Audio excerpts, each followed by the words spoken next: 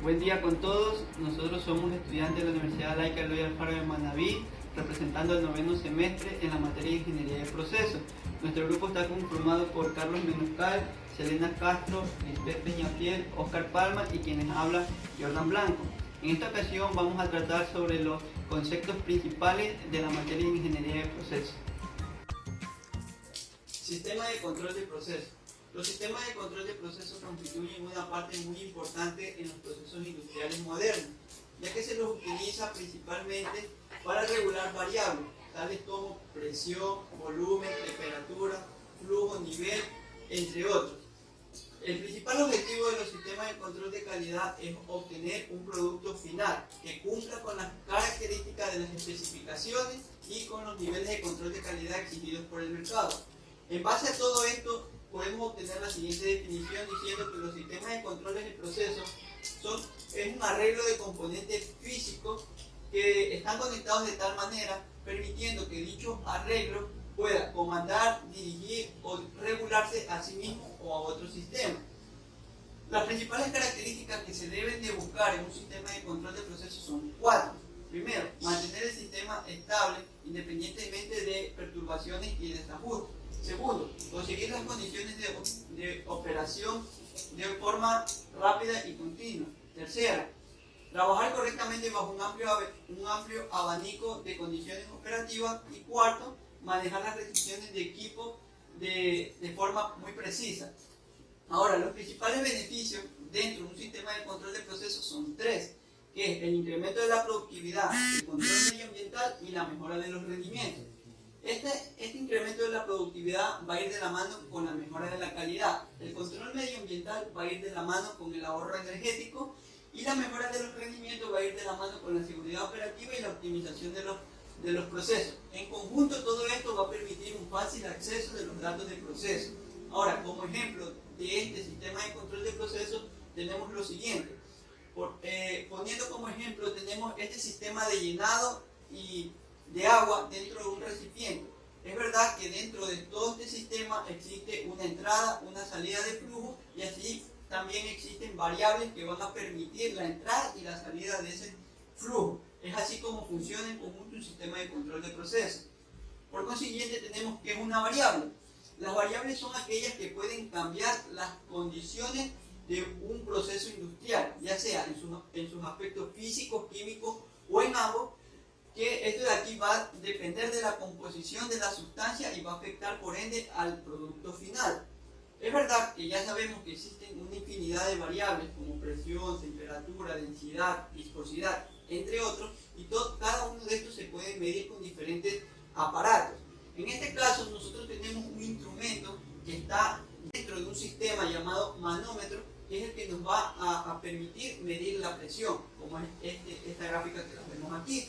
Ahora, como ejemplo de variables, tenemos un sistema de calefacción dentro de una casa. Entonces, la variable a medir dentro de este sistema es la temperatura. Es verdad que la temperatura tiende a ser una variable controlada, o es una variable controlada. En este caso va a ser controlada por un termostato.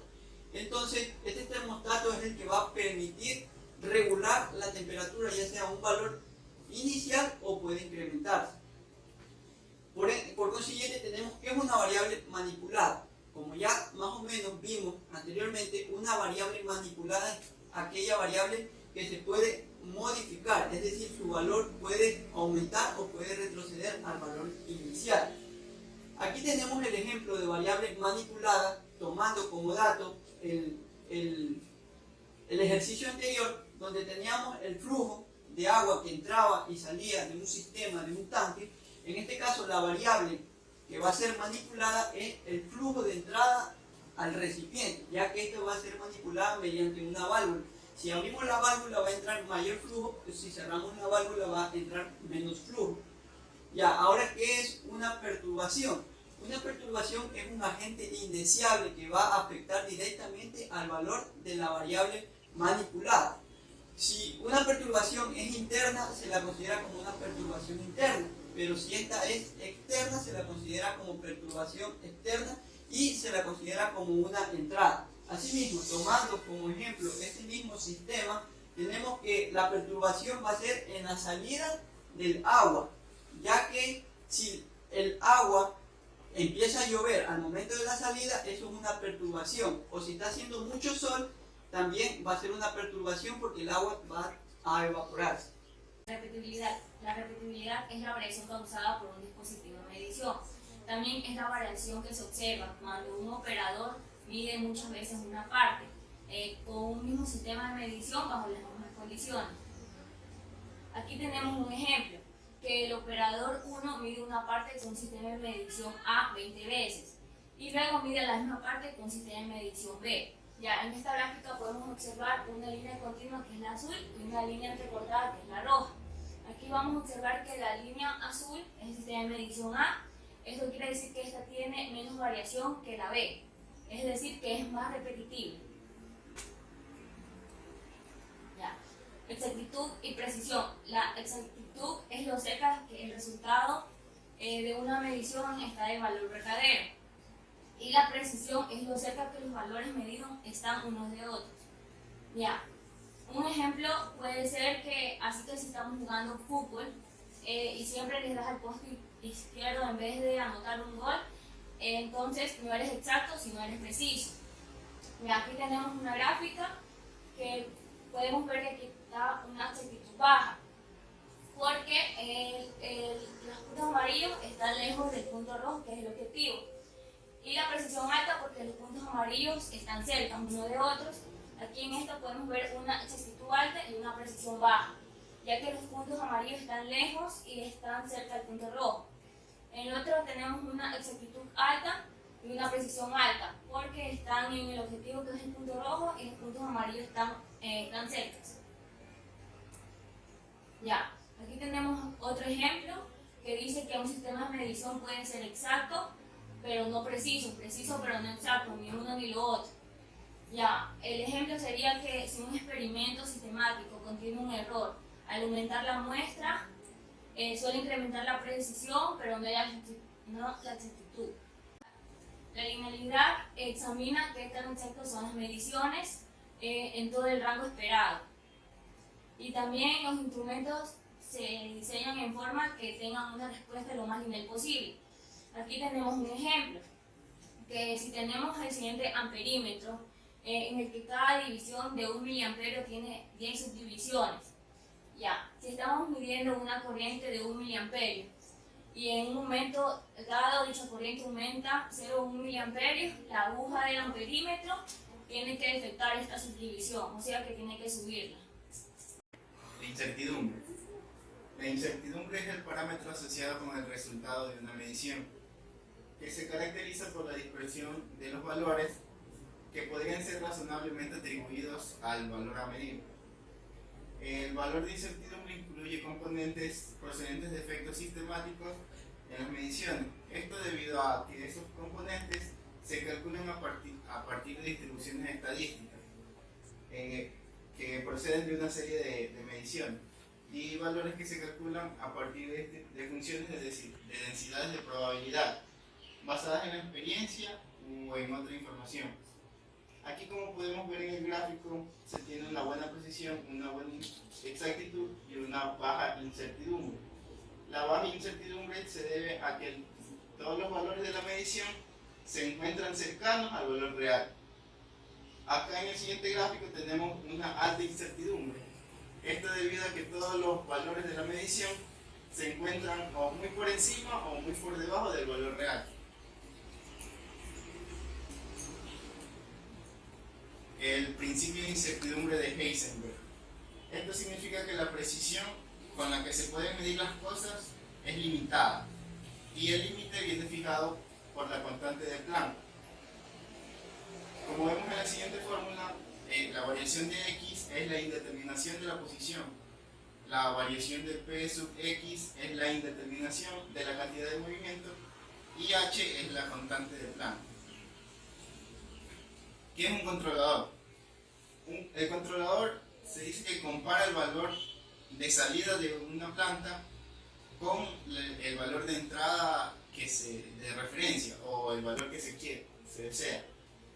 Ya, el controlador determina la desviación y produce una señal de control que reducirá la desviación a cero o a un valor cercano a cero.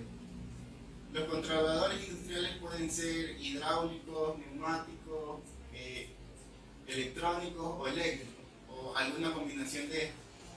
La manera en la cual el controlador produce la señal de control se denomina acción de control. Un actuador. Un actuador es un dispositivo capaz de transformar la energía hidráulica, neumática o eléctrica en la activación de un proceso, con la finalidad de generar un efecto sobre un proceso automatizado. El actuador recibe la orden de un regulador o controlador y en función de ella genera una orden para activar un elemento final de control, como por ejemplo podría ser una válvula.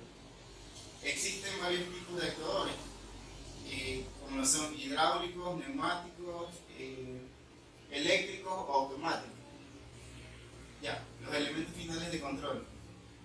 Estos elementos son mecanismos que modifican el valor de una variable que ha sido manipulada como respuesta a una señal de salida desde un dispositivo de control automático.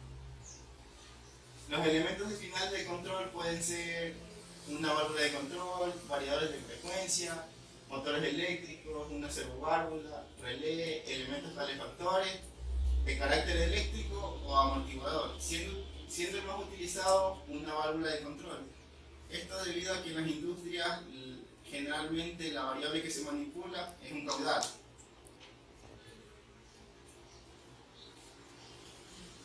Un sensor.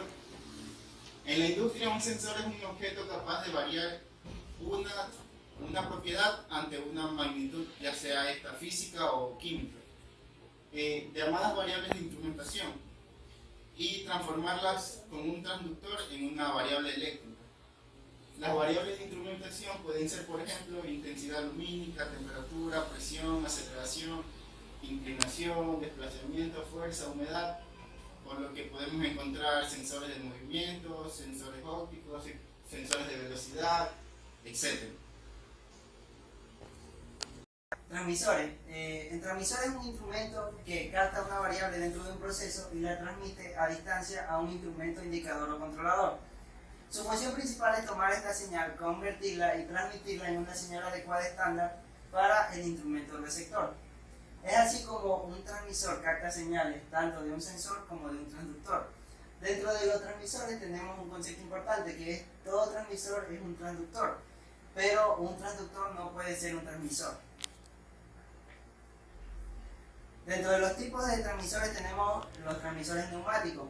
El transmisor neumático es un instrumento mecánico que transforma un movimiento mecánico en una variación proporcional de presión, que es lo que tenemos aquí, desplazamiento mecánico en variaciones proporcionales de presión.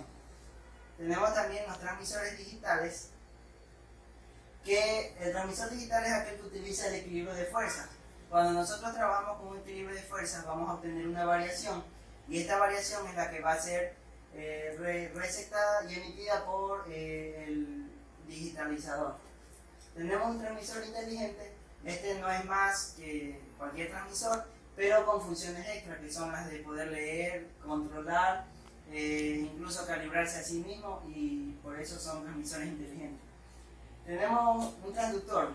Bueno, un transductor en términos sencillos es aquel instrumento que forma parte de una cadena de medición que transforma una magnitud física en una señal eléctrica. Eso lo podemos ver en el gráfico, en el que tenemos la magnitud física, es receptada por el transductor. Esta se la transforma y la convierte en una señal analógica normalizada que el digitalizador la pueda emitir. Tenemos también que el transductor funciona de forma escalar, porque nosotros medimos desde un amperaje bajo hasta un amperaje alto, y cada amperaje tiene su medida, o sea, 4 mA 0 grados Celsius y 20 mA 100 grados Celsius y sus subdivisiones. Tenemos el acondicionador. Bueno, en términos sencillos, el acondicionador es aquel que capta una señal eléctrica, y esta es la señal de entrada, y la transforma a una señal de salida. La acondiciona, como su nombre lo dice. El objetivo de acondicionar la señal es para amplificarla y convertirla en una señal que pueda ser fácil de leer y compatible con los fines que nosotros vamos a tener dentro de nuestro proceso. Las funciones principales de un acondicionador son la conversión de señales, la linealización, la amplificación y el filtrado de la señal. Tenemos los microcontroladores. Los microcontroladores fueron la revolución cuando estos aparecieron, ya que conllevaron muchos beneficios para los procesos que se tenían. Estos son fáciles de programar, tienen un consumo bajo, un circuito integrado que es programable y que puede ser capaz de ejecutar órdenes que nosotros ya hemos programado dentro de su sistema. Ahora yo les voy a hablar con respecto a los registradores. Como su nombre lo indica, esto lo que trata es de registrar aproximadamente las 24 horas del día todos los procesos que se están realizando, de una manera sencilla para no tener pérdidas dentro de sus componentes.